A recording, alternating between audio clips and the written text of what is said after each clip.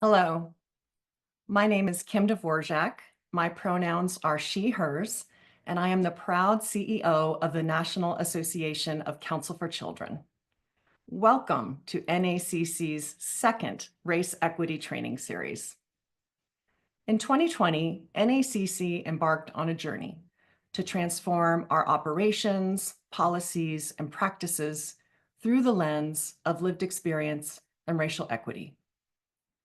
Among other steps, we updated our mission and vision statements to be explicit about our commitments, and we stand by those commitments today.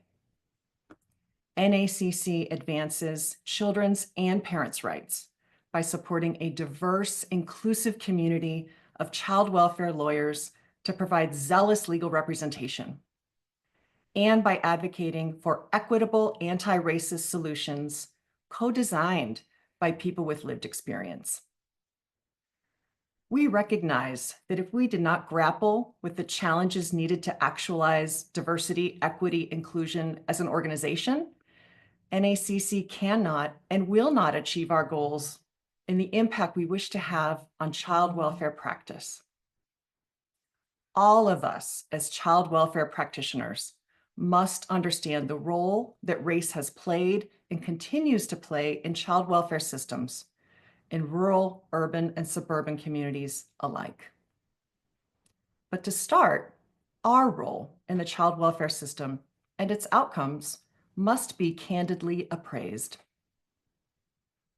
In Shattered Bonds, The Color of Child Welfare, Professor Dorothy Roberts discusses how the concept of children's rights is easily co-opted by powerful interests to achieve social and policy objectives, which have resulted in the removal of hundreds of thousands of mostly poor children of color from their families. She states, "Children rarely speak for themselves, so the issue underlying a claim of children's rights frequently involves determining which adult will speak for them.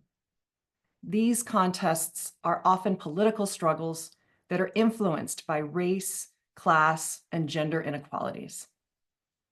Professor Roberts later continues, "To be just, children's rights must be part of the broader struggle to eradicate oppressive structures that ruin the fortunes of the least privileged children, and to create a more egalitarian society that cherishes all children."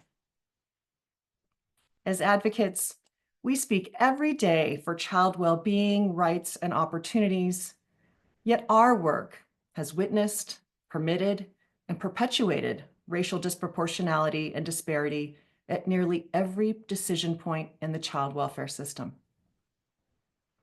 And these trajectories can have deadly consequences.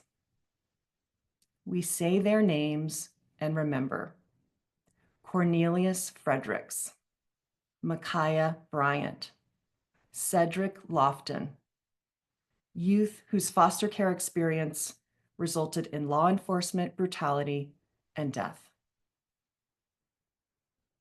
They too deserved to be cherished, a chance to be children, to learn and to grow into adulthood.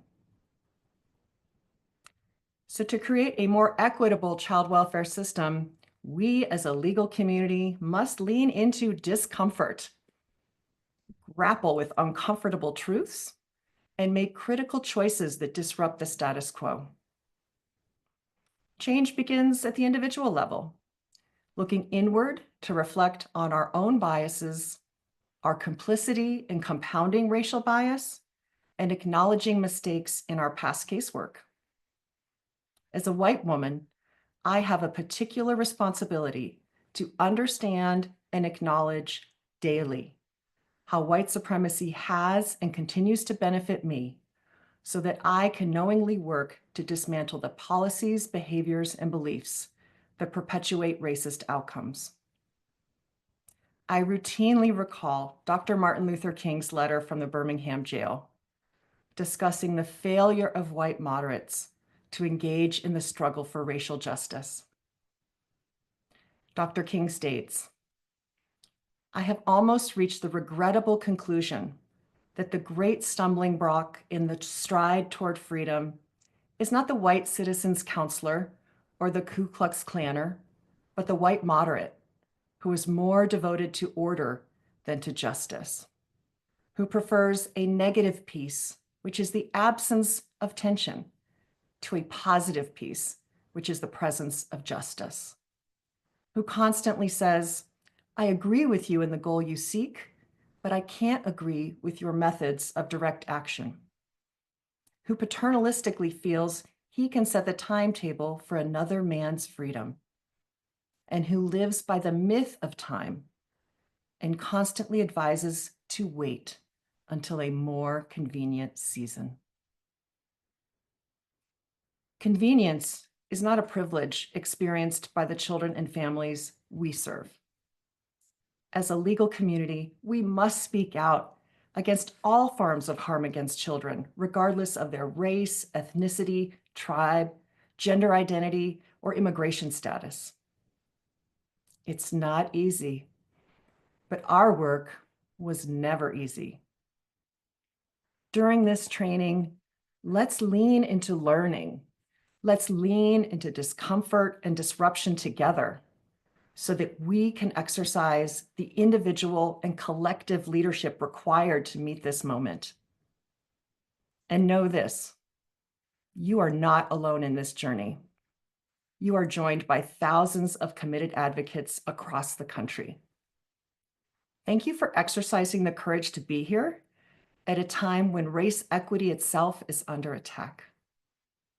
And thank you to our incredible faculty for sharing your time, insights, and expertise.